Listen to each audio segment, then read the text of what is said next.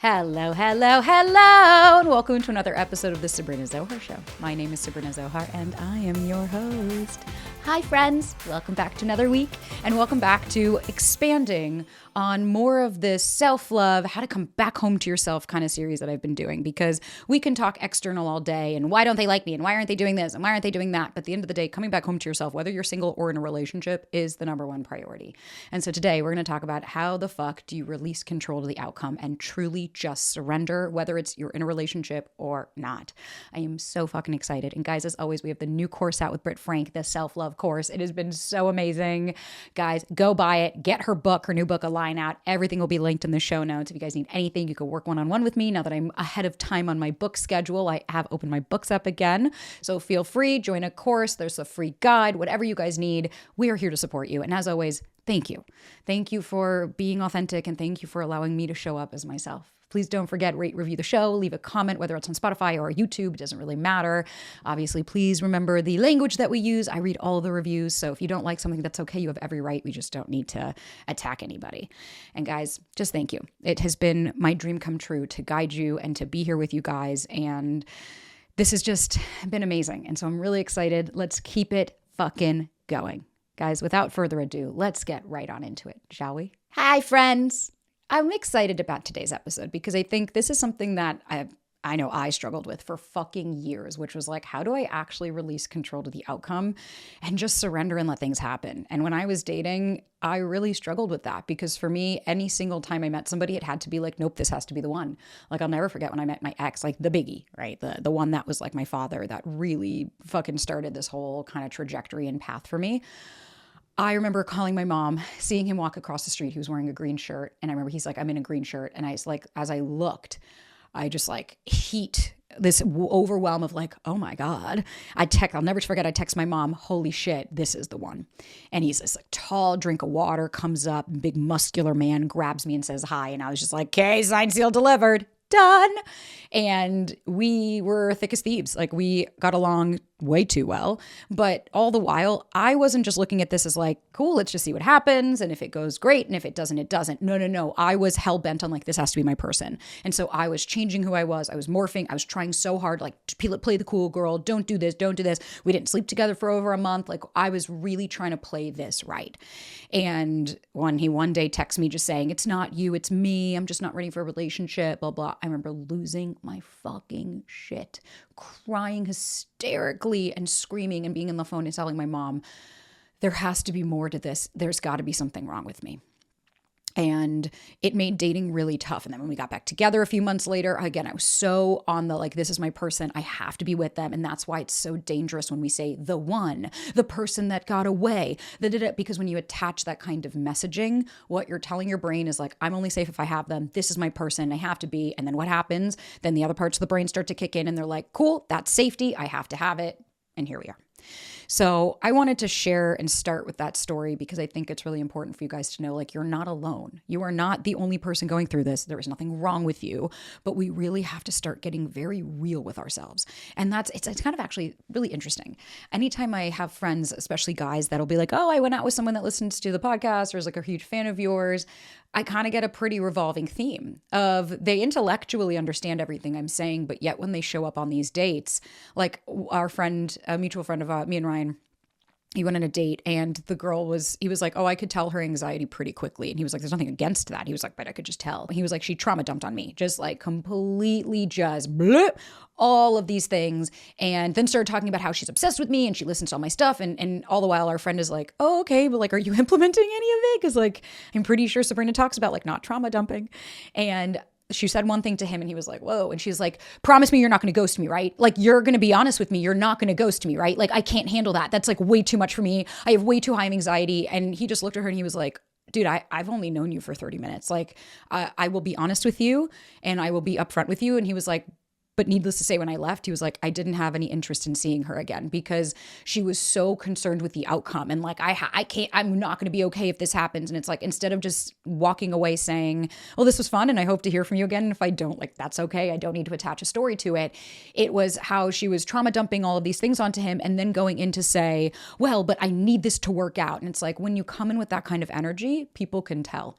People can tell. There's a difference between going into a job interview being like, I fucking want this and I'm going to show you, versus I'm not going to be okay if I don't get this. And I think it's really important for us to talk about that. And that's also why I have the courses. That's why the foundation course exists, so that you can really come back home to yourself. And that's why Britt, Frank, and I created the self-love course, is we wanted to give you guys an opportunity to really learn about yourselves. And then that's why we have the group coaching every month, so you can implement it. That way we're building a community. You heal in community, babies. You don't heal alone. So let's start relying on each other, right? But the biggest thing that I wanted to say is like, this isn't about apathy. This is about learning how to surrender with your eyes open and really saying like, I'm going to let go of control. It doesn't mean I'm letting go of my standards, because we attach to the outcome when we have built walls. I guess there's no other way to say it. When we don't have safety within, then we're going to attach to the outcome. So let's talk about why do we cling to the outcome. And it's, again, I want to normalize that there's nothing wrong with you. I don't want you guys listening to this and being like, I'm fucked. Oh my God. No. What I want you guys to hear is like, okay, that's me and I'm going to implement these tools. And another thing, I build these episodes around to make sure that I give you guys the education and the tools. But at the end of the day, you know what the number one thing that I want you guys to focus on when it comes to this whole entire process? That is pausing. My therapist recently, she was like, you need to slow the fuck down. And I just kind of look at her and she's like, yeah, fucking pause. She's like, your brain, she's like, you intellectualize so much. You know all of this. I know what the trigger is, where it comes from, how old I am, what she's thinking, all that. And she was like, but can you pause and be with that? And that's what I invite for you guys. As we go along and do all of these episodes and all that, can we learn to pause? Can we learn to pause and just say, this is really fucking uncomfortable, right? Because uncertainty, it triggers the nervous system. So your brain tags uncertainty as a possible threat. And so that's why an unanswered text or vague behavior feels like emotional danger. And we've all been there before. We've all been there where you can't sleep, you can't eat, you can't function. That's dysregulation. You're so hyper-focused on, are they going to choose me? Do they like me? What are they thinking of me? That you're so disconnected from anything you want, need, and desire. So here's an example that I think a lot of us can relate to. Let's say you had a great date, you text after, now it's been like 18 hours and nothing. You've checked your phone 12 fucking times. You've analyzed your message. You wondered, oh my God, was I too much? But what's really happening is that your brain is trying to solve for safety. Your brain is going through, because again, that's the outcome. Your brain is trying to look and say, okay, well, there's a gap, right? We had this, my perception was this, and then here we are. And instead of being able to hold on to those two conflicting thoughts and saying, I really may have had a really great date, but maybe this person just didn't resonate with what it is that I'm feeling or thinking, we start to spiral, we start to ruminate, and we start to reaffirm those core beliefs. And one of you guys had written in and said, how do I stop spiraling when I don't know where things stand? And that's a really valid question. But what I would say is most of us aren't addicted to the people, we're addicted to the certainty. And so when the outcome is unclear, we fill the space with stories, right? They're losing interest. I fucked this up. I messed it up. I should have played it cooler. But that spiral is a survival reflex. That's not your intuition. And I know I hear it all the time of like, but I'm usually right. Like when I say it, and it's like, that's also a cognitive bias, because when you date people that are going to remimic those dynamics, then you're going to be right because you're going for a pattern. And so when you find yourself spiraling and ruminating and you're attaching to these people, we have to do a few things. One thing that I love is called name the spiral. It's a method. And so first I want you to label the emotion, right? Is this fear? Is this rejection? Is this shame? Then I want you to ask, what's the story I'm telling myself? What is the narrative that I've convinced myself of? This person didn't call me back because they think this of me. Then I want you to say, okay, what facts do I have to back that up? What else could be true here? They might have had a really great time, but maybe they're just not jiving with me in the same way that I jived with them. Maybe they felt more of a friend vibe. Maybe this person just doesn't resonate with texting. Maybe they will text me and I'll see how I feel then. I also want you to kind of stop. Again, this is where the pause comes in. I want you to learn to pause and just be in your body of like, okay, this feels really uncomfortable. Okay, what feels uncomfortable about it? I don't know what's going to happen. Right. So the outcome, the not knowing the outcome is really scary. I don't have to fill in the blanks as to what that outcome is going to be. I'm allowed to be scared. I'm allowed to validate my own emotions and feelings and say, I had a really great date and I'm bummed that that person didn't contact me. We don't need to continue the story of it's because of this. When we do that, again, you're filling in the blanks. I had to do that as a kid.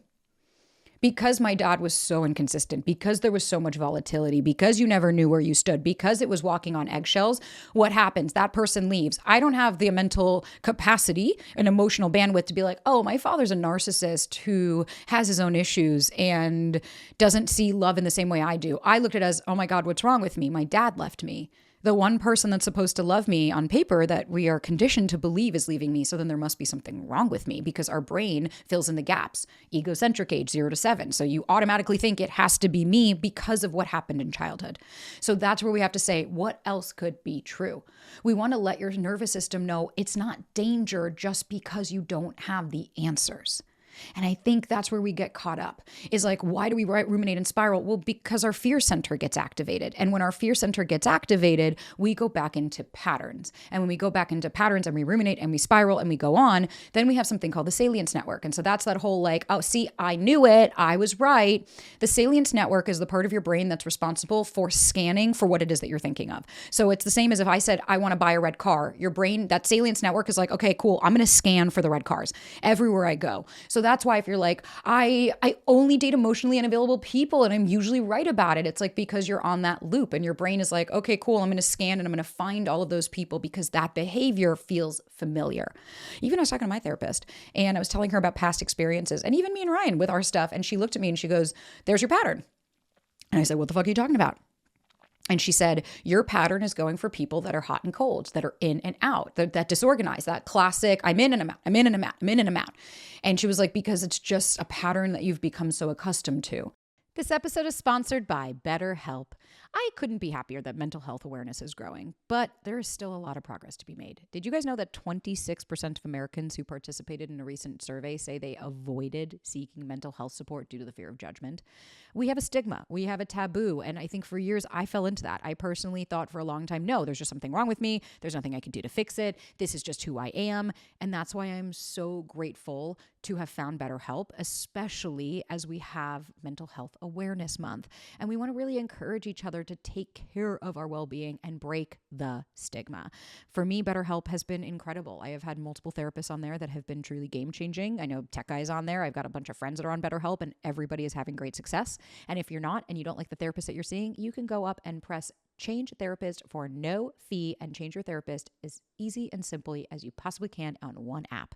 And I am just so obsessed with BetterHelp because you can also message your therapist in between sessions so that you have a place where you can actually share what's coming up for you and not keep it all bottled up inside, which has always been the issues that we are facing. And I love it because BetterHelp has over 10 years of experience matching people with the right therapist from their diverse network of more than 30,000 licensed therapists with a wide range of specialties. Guys, we are all better with BetterHelp. Visit betterhelp.com/Sabrina to get 10% off your first month. That's BetterHelp, HELP.com/Sabrina. And now I get to make choices and say that doesn't work for me. And so when Ryan shuts down and goes into his kind of freeze avoidant mode, I stop and say, babe, I can't handle this. I need you to communicate or let me know, hey, babe, I'm offline. And so we've had that. We had that the other day where we had a little thing. He got triggered by something very minute and shut down on me. And then I was like, are you okay? You okay? Yeah, I'm fine. And then finally, like, I kept asking for something and he was giving me these one word answers. And I finally was like, dude, what the fuck is your problem? And he was just like, started to get defensive. And I was like, I'm going to go for a walk. I was like, let's talk about this in a few minutes. So why don't you collect yourself and I'm going to collect myself. And when I came back, he was like, I'm sorry. I got triggered and I shut down and I went inwards. And for me, I was like, cool. And I understand that. I said, but we need to come up with an alternative here, or we got to talk to your therapist about tools. I was like, because that's not fair to me. You got triggered by something about your sister and I have so much space and compassion for that. But when you don't communicate and it's 3 hours of you in silence and kind of stomping around the house, I'm like, I understand that you're going through something, but communicate, babe. I'm offline. And so now he does that. And it's been great. When he says I'm offline, I'm like, okay, you got it. And I'll just remove myself. I'm like, let me know when you're back online.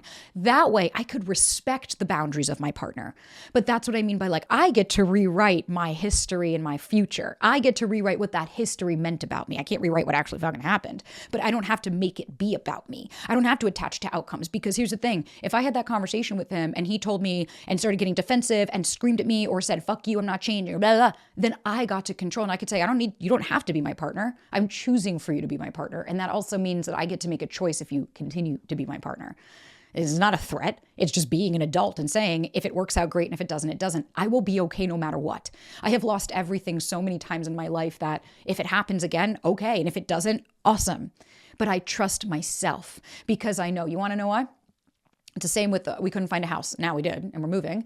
And I was in full panic. And then it made me realize, all right, because as a kid, we moved all the time. We had no consistency. We didn't have a solid ground. And what did I have? I had no idea what the outcome was going to be. I knew in 3 weeks we have to be out of this house. That's all I knew. But I surrendered and I said, you know what? In the last 14 or 15 years of my adult life, since I've lived alone, since I was 18, I moved out of the house, I have always found a way. And sure enough, house fell into our lap. We signed. Here we are. Because I really released control of the outcome. And I was like, if it works out, cool. And if it doesn't, I made backup plans. I was like, okay, we'll get an Airbnb or we'll get a temporary place. We'll move our stuff in storage. When you regulate, you tend to come back from choice. So now let's kind of go into what plays into this. Attachment styles and the fantasy loop, right? We know about attachment styles. So when it comes to the different versions, so an anxious attachment creates outcomes to soothe fear.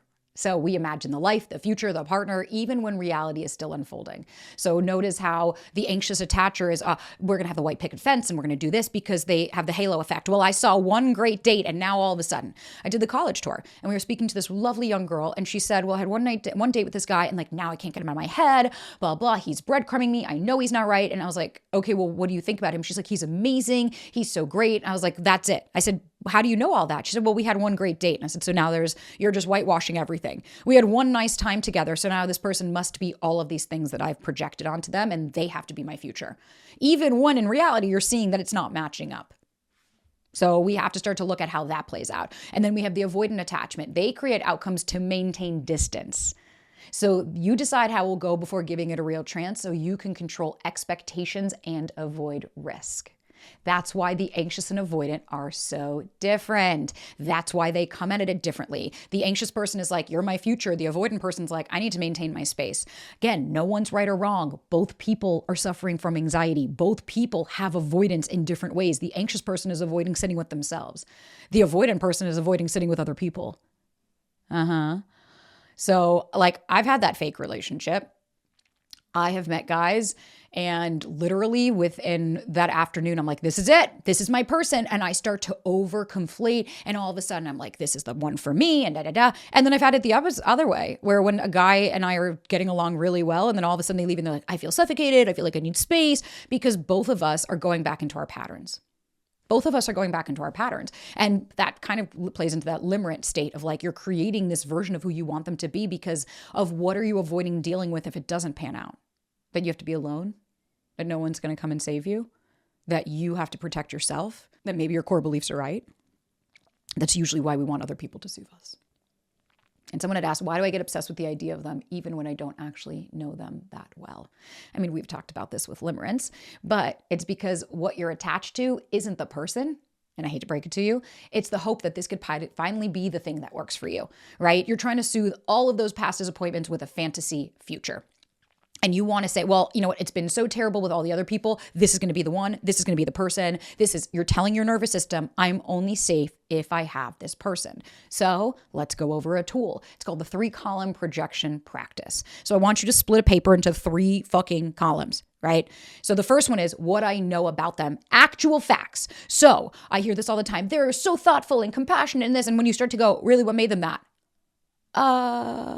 So the first thing, actual facts. They ran late to the date by 30 minutes. They don't communicate with me in between. They keep it vague and very inconsistent.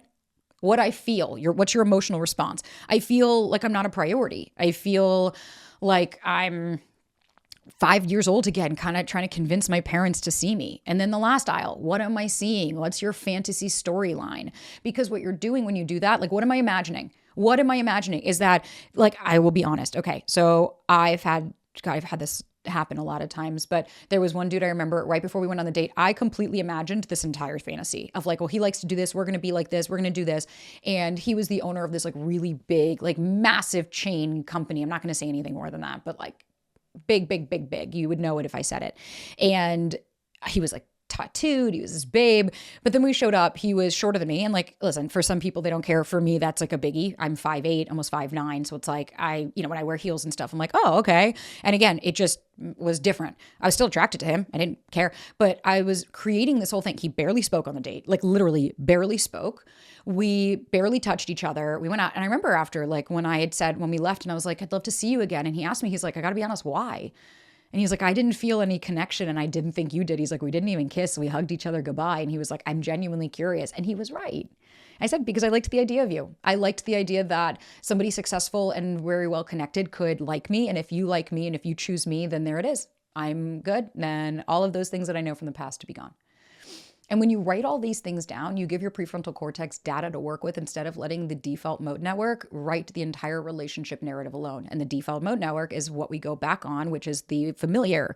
That's that part of our brain that's like, this is what we always go through. This is what we know to be. And when we don't challenge that, when we have the prefrontal cortex shut off and we're just in that default mode network, in the amygdala and in that fear center, that's why you're going to repeat the patterns. But when you're able to write things down and start to challenge them, that's why journaling is so important. It's not just like woo-woo, journal and meditate. Journaling is important because it activates a different part of your brain that you can start to, the prefrontal cortex, you could start to challenge these thoughts and stop and go, oh, I actually don't think that's accurate. And for a lot of people too, I think the next aspect here is that outcome fixation is a coping mechanism. And I understand that. I get it because outcome fixation equals a safety strategy. When you try to control the ending, you get to avoid the discomfort of not knowing. But discomfort doesn't mean danger. It just doesn't. It means you're being asked to tolerate the present moment without trying to skip to the ending. And that's why I will continue to fucking say, go slow. And I get it. Going slow is really uncomfortable because you don't know what's going to happen. And then I hear, well, but what if they leave me? And what if they don't want to be with me? It's like, cool. And what if you decide that you don't want that? This episode is sponsored by Nutrafol. I love Nutrafol. I start every time with that because I'm obsessed with their product. I have been taking the women's Nutrafol for almost 2 years now. I will not go a day without it. My hair is the healthiest it has ever been. It is growing so beautifully. I have less shedding. I have less hair thinning. And what I love about it is Nutrafol has a proactive approach. So they target root causes and they're not just slapping a Band-Aid on hoping that it's going to make anything better. And guys, don't let your hair hold you back this summer because it's part of your confidence. I love it because Nutrafol, they have multiple different supplements. So depending on what you need, if you need vegan, if you need women's balance, postpartum, they got you. And if you subscribe, you get to save even more on your Nutrafol and it comes right to your door. I'm obsessed and you will start to see results in as little as 3 to 6 months. It is incredible. And they are the #1 dermatologist recommended hair growth supplement brand for a reason and trusted by over 1.5 million people. And I am one of those people and I'm obsessed. So run, do not walk to get Nutrafol today. Guys, this summer, stop worrying about your hair and start making memories. For a limited time, Nutrafol is offering our listeners $10 off your first month subscription and free shipping when you go to Nutrafol.com and enter the promo code Sabrina. Find out why Nutrafol is the best-selling hair growth supplement brand at Nutrafol.com. That's spelled Nutrafol.com and the promo code is Sabrina. That's Nutrafol.com and the promo code is Sabrina. Instead of being so focused on what if they don't like me and what if they leave me and what if they don't want me, can we fucking riff that and reframe that to what if I choose that they're not for me? What if I'm not into this person? What if it does work out and everything is great? And even if it doesn't, how is my life different than it was before I met this person? Because if you're saying, well, my life was shit before, it's like, well, it wasn't going to fucking be better after. People don't make your life better. They add to it. They're not instead of. So I want you to try to ask. I want you to ask this and listen for a minute. Are you trying to connect or are you trying to control? And I want you to let that sink in. Are you trying to connect or are you trying to control? And I get it. There's nothing wrong with you if you're like, no, I'm trying to control. I really hate, that's how Ryan is. He loves control because he's like, I didn't really have a lot of that. And I get that. I didn't have a lot of that. Most of us didn't have control as children. Not a lot of us didn't come from like the most secure household. And it doesn't mean his parents are bad people. They're great. Well, his mom is. But like, okay, so he learned things. And so he has his control. I have mine because I had my shit. And then when we come together, that's where we battle a lot. And someone had asked, if I don't have certainty, how do I feel grounded while dating? Well, that's where we have to stop and say, well, wait a minute. If you don't have certainty, then how are you living through life right now? You don't have certainty about anything. I don't have certainty that we're going to live to tomorrow. I just watched this fucking, I think it was in Korea, the pothole, whatever, that opened up in the middle of the street and a motorcyclist was driving. He went right into it and he died. In what world did anyone think that was going to happen when this poor guy left his house? So what certainty do we have about anything in life? But what happens is this triggers the closest mimic to our caregivers. And as a child, if you felt like you didn't know what the fuck was going to happen, you didn't have certainty, that's why this is going to feel so heightened. So let's give a tool. I want you to try something called Stop Scroll Reset. So every time you feel the urge to check socials, reread the old text, all of those things, right? You're trying to find your brain is doing everything it can to be like, I need to find the reaffirmation that I'm right, that I'm going to be left. I want you to pause. Because what you're doing is you're distracting. When you go to that, I want you to ask, what emotion is here that I'm trying to avoid? Oftentimes it's, I'm trying to avoid being really uncomfortable because I'm scared. I'm trying to avoid the reality that I might be alone forever. Okay. Then I want you to replace checking with 90 seconds of nervous system regulation. 90 seconds. That's all I'm saying. 2 minutes.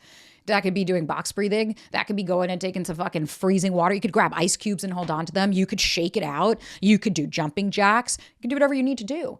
Because what that does is it interrupts the mental loop and it reminds your brain that you don't need a resolution to be safe. And so when we do these things and we actually start to break these loops, you're able to take control of your life. And I think that's the disconnect. A lot of you guys come to me of like, I need bigger tools. I need more. And it's like, no, you don't. You don't actually need more. You need to implement what we're talking about in order to actually see anything change. And that's going to take time. You don't go to the gym once and be like, why don't I have a six pack? It's like, that could take a while. You don't start a job. You don't go to college and be like, why don't I know this? Well, it's going to take you fucking 4 years, man. So we have to know that these are all like, there's a lot of unknown and that's part of life. But when you can learn to expand your window of tolerance and say, but I can sit in that, what else you got? Right? So what does letting go actually fucking look like? And I think this is the $1 million goddamn question. How does this actually look like in practice? Because I get it. So letting go means choosing peace over control. And I'm going to give you some big sister talk. Baby, you're not weak for wanting connection. You're tired of feeling like you have to micromanage someone to keep them. I get that. But letting go doesn't mean lowering your standards. It means that you're refusing to chase someone into alignment. You don't have to force somebody to pick you. You don't have to force somebody to choose you, especially when you're carrying the fucking relationship. And you guys know I've shared that story of the guy that changed it all for me, that changed the way I dated because I was so consumed with the outcome. But instead I stopped and I was like, I actually get to assess if this works for me. And I just paused. And I remember every time he didn't text me, I took it as a challenge. I was like, I'm going to expand my window of tolerance. And I remember then when he didn't text me, and then when we had these little tiffs and all of these things, I allowed that to be my moment to say, I'm going to see if this works for me. And so far I didn't like it. And at the time I didn't have the strength then to walk away. So I'm not saying it's easy, but after a minute, when you start to see, okay, this isn't panning out, someone had asked, what if I stop trying and they pull away? Well, here's a reality. They were never really choosing you. You were choosing both of you for you. Because the right connection doesn't require performance. It stays steady even when you loosen the grip, because that person's going to talk to you. That person's going to communicate with you. And same with you. If everything was great and that person pulled away, you'd be like, hey, is everything okay? I've noticed a shift in our dynamic. Am I picking up on that correctly? And when you're so concerned I hear this all the time, like if I don't say anything, well, what happens if they don't contact me? It's like, then you never had them to begin with. You're not losing anything. You don't lose anything that you didn't have. So let's try a tool. It's called the reciprocity radar. I want you to write down and be honest. Who initiates? Who makes the plans? Who repairs after the conflict?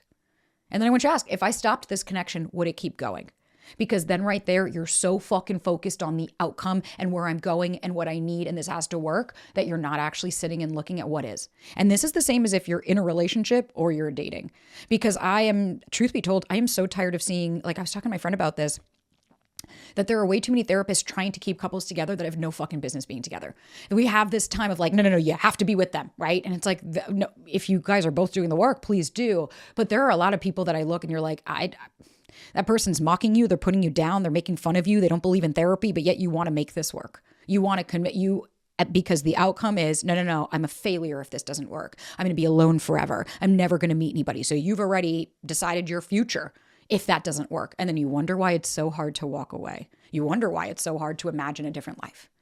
And we got to let go of the like time wasted, I'm wasting my time bullshit.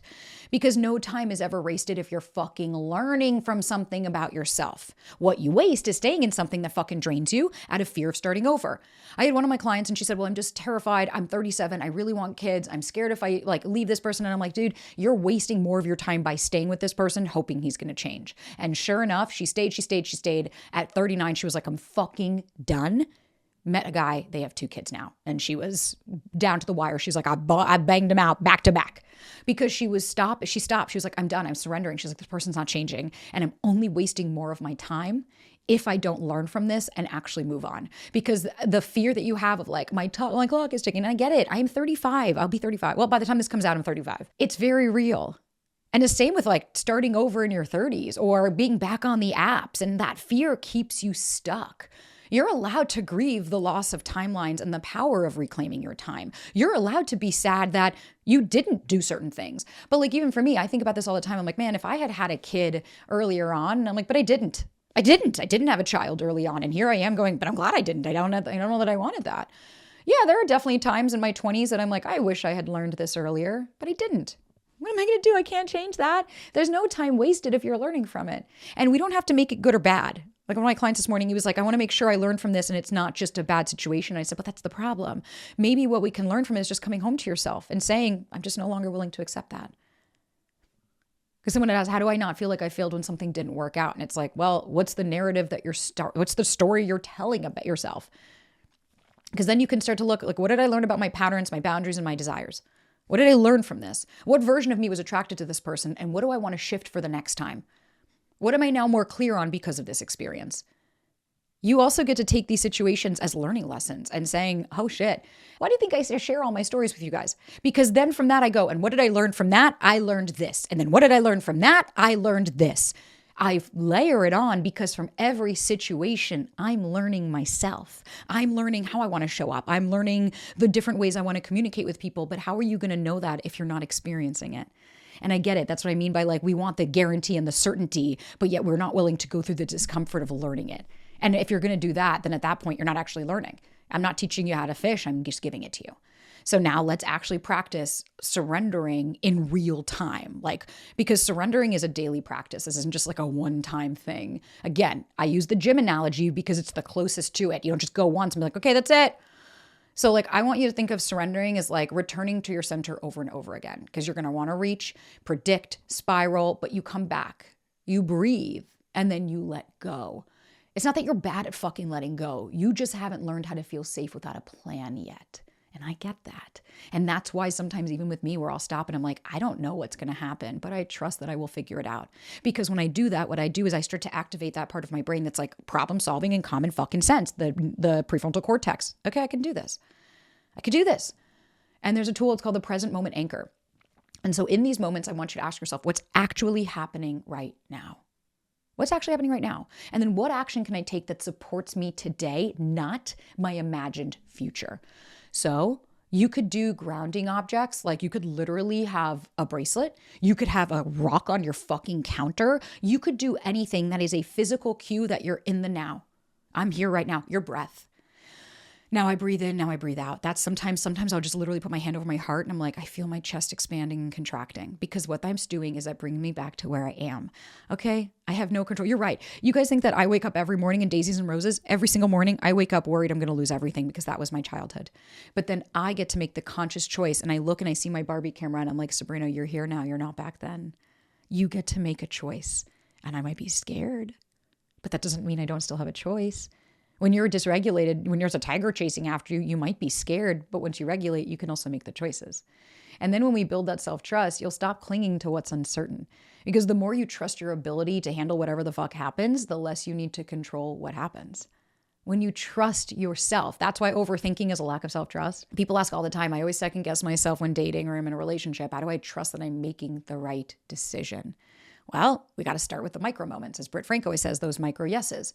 Trust doesn't require certainty. It requires self-respect. And that's the difference. The same with confidence. You guys will always ask, like, how do I get more confident when I've always done this? It's like you get confident by doing the act and then finding out that you could do it and then realizing that you're okay after you do it. You don't get confident because you woke up and you're like, I know everything. That's arrogance. So you learn to trust yourself when you go through experiences like this. Like even the other day, last night, I looked at Ryan and I said, I finally learned my lesson, I think, probably not, that every single time I'm scared about a house or where we're going to live, I always find it. In New York, I'll never forget. I had 3 days to find an apartment, not even 2 days. I had signed a lease on this place and given the deposit, and they told me it was like a full gut reno and all that. And I said, okay, well, can I come see it? It had been like a month prior. I walked in, there wasn't a ceiling in this motherfucking apartment. Everything was complete. There was the lights hanging off, the cords, the floor was completely gone. And the guy kept saying, yeah, it'll be fine. It'll be done in 2 days. And I was like, dude, it's been a month. You haven't touched it. I was like, there's no way. And so I had to take my money back. I'm like, I can't move into this.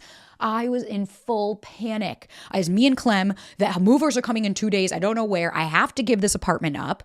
And I was like, I'll trust no matter what. I'll figure it out. And I did. I found a place. It wasn't perfect. It was expensive, but I was like, I need a place. And I moved. And it worked out and it taught me a lot. And it helped me realize that I can trust myself, that I will always have my back. But the difference is some of you guys, you do it anyways, right? You're like, yeah, okay, well, I always have, but you fucking attack yourself along the way. You attack yourself and as if like you're a fucking loser for not having had it known off the bat, but yet not giving yourself any credit for what you did learn along the way. No one taught you this stuff. No one taught it to you. Same when I'm with me and Ryan. That's why I take a pause because there are moments where I'm like, am I seeing this correctly? Am I seeing this right? Or am I like totally overconflating what I want this to be? I take a minute, I trust myself, and then I talk to him. And if I'm totally off base, he'll tell me and we'll talk about it. And so now we need to do this daily, a daily self-trust check-in. I wanted to ask at night, what decision did I make that honored me today? Did I override my intuition to avoid discomfort? Did I do something that felt off? Instead of sitting in the discomfort of missing this person, did I fucking text them hoping that they were going to give me the closure and then they didn't? And then what would I do differently next time from a place of self-worth? I would pause and I would sit and I'm not going to reach out to somebody that's hurt me. Because now we got to talk about this illusion of closure that you're going to get. Obviously, if you're in a relationship, it's a little different, but if you're single, people will wait on texts, explanations, clarity that never fucking comes because closure is not given to you. It's something you give to yourself. The person that hurt you isn't going to be the fucking person that heals you. So maybe we can do an inner closure letter. Write a letter that everything you want to say to them, literally don't hold back. That could be, I fucking hate you, but I love you. All of these things. I want you to get it all out. Then I want you to write a letter from your future self to you now. And let that one tell you what you're worthy of and remind you what you've already fucking survived. That way you can get it out and you can purge it and you could be done with it. Because you notice how you try to seek closure because you're so obsessed with the outcome of like, maybe they're going to choose me. Maybe this time they'll like me. Maybe they're going to want me. And then it ends up being the same fucking bullshit. God, I can't tell you how many of those texts I sent. The guy that remember the one that I call him the conventionally handsome guy that I was just talking about that was treating me poorly. And then I finally ended it. 8 months later, I reached out to him and then I realized it's like, I remember nothing had changed. The way he was dismissive of me, the way he didn't make plans, the way I was a last minute thought. And I remember my mama saying, Sabrina, are you really going to go? And I said, no.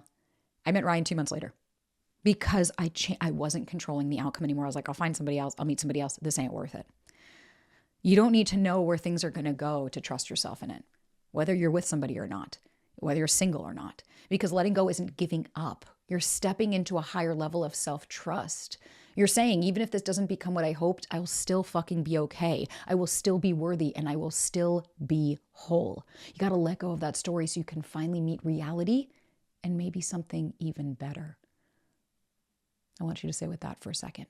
We're so concerned of what if, and what if it works out in your favor? What if you actually meet somebody that's better for you? And what if you come home to yourself and realize this whole time you needed you, not everybody else? Well, babies, I gave it all. That's it. Obviously, let me know in the comments if I missed anything or any questions that you're like, I got this, and this. If I answered it already, listen to it again. But this is the meat and potatoes of it. That's why now it's just about implementing. It's not that you guys don't have the information. Because even sometimes people write in like, I still don't get this. And I'm like, but I can't explain it any differently. It's that you're choosing to not try it. You're choosing to go, no, this is all I know. And that's okay. I will meet you where you're at. But you got the tools. You've got the information. Now let's implement. As always, guys, if you need anything, there are the courses that help. That's why we do the free group coaching every month to help you guys implement this with Sheila, who's my coach personally, and she's taking clients on my behalf for anybody that can't get in or wants to do IFS parts work. She's fucking amazing. There's the courses, whatever you guys need, it's all there. And thank you guys. Thank you for sitting with me. And don't forget, rate, review the show, share it with a friend, subscribe, follow the socials, all that fun shit. And tune in next week because we're going to continue this conversation and keep it fucking going. I love you guys. And thank you for sitting with me. Until next time, babies.